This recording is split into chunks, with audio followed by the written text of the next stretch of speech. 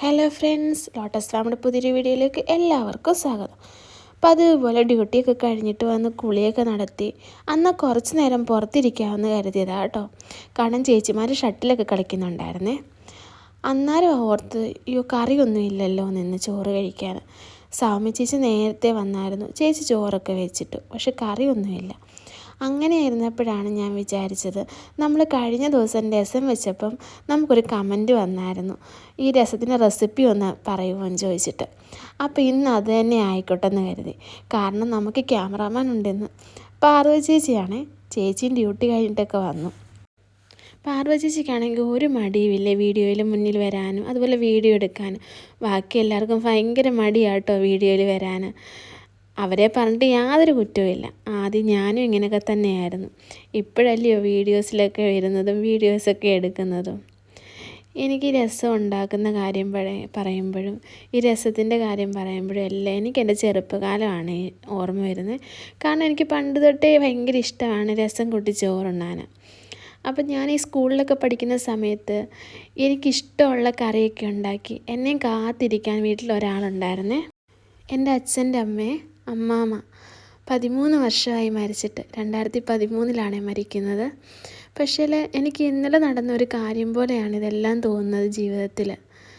ജീവിതത്തിൽ തിരിച്ചു കിട്ടാൻ കഴിയാത്ത ഏറ്റവും വലിയൊരു നഷ്ടമാണ് അത്. ഒരു ദിവസം ഒരു നേരമെങ്കിലും ഞാൻ എൻ്റെ അമ്മാമ്മയെപ്പറ്റി ഓർക്കാത്ത ദിവസങ്ങളില്ല. പക്ഷേ എപ്പോൾ ഓർത്താലും ആ കണ്ണൊന്ന് നനയും കേട്ടോ. അത്രയ്ക്ക് ജീവനായിരുന്നു എനിക്ക്. പിന്നെ മനുഷ്യനായി ജനിച്ചു കഴിഞ്ഞാൽ എപ്പോഴാണേലും ഒരു മരണം ഉണ്ടല്ലോ അല്ലേ? അങ്ങനെ നമുക്ക് സമാധാനിക്കാം. അമ്മാമ്മ ഉണ്ടാക്കുന്ന ഈ തക്കാളിക്ക രസമല്ലേ, ഇഞ്ചിയും വെളുത്തുള്ളിയും കുരുമുളകും കായും കൂടി അരകല്ലിൽ അരച്ച് പിഴുപുളി ഇട്ടൊരു രസമാണേ. ആ ഒരു രസത്തിൻ്റെ രുചി തക്കാളിക്ക് ഇട്ട് വെച്ചാലൊന്നും നമുക്ക് കിട്ടില്ല കേട്ടോ. അപ്പം ഞാൻ ചട്ടി അടുപ്പയിൽ വെച്ചിട്ട് വെളിച്ചെണ്ണ ഒഴിച്ചു. കടുകും ഉലുവായുമാണ് ഇടുന്നത്. ഉലുവ പൊടിയാണ് ഉപയോഗിക്കേണ്ടത്. പക്ഷെ നമുക്ക് ഉലുവാപ്പൊടി ഇല്ലാത്തത് കൊണ്ട് പച്ച ഉലുവയാണ് ഇട്ടത്.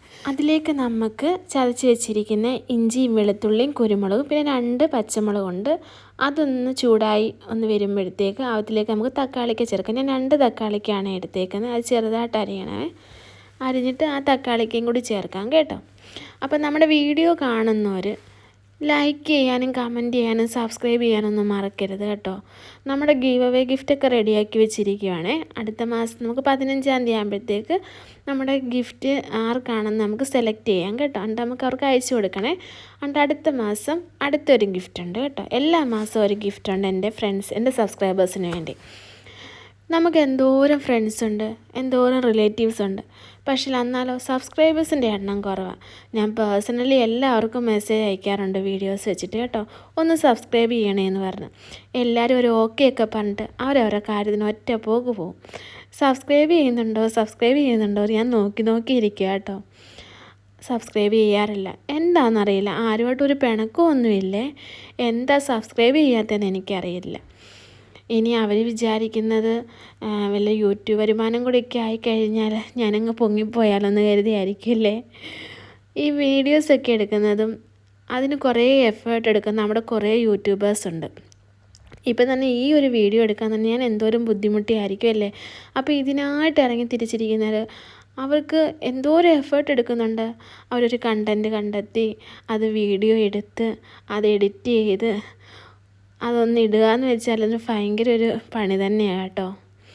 അപ്പം ഞാൻ എൻ്റെ ഡെയിലി ഉള്ള കാര്യങ്ങൾ ജസ്റ്റ് വീഡിയോസ് എടുത്ത് ഒന്ന് എഡിറ്റ് ചെയ്തിടുന്നതേ ഉള്ളൂ.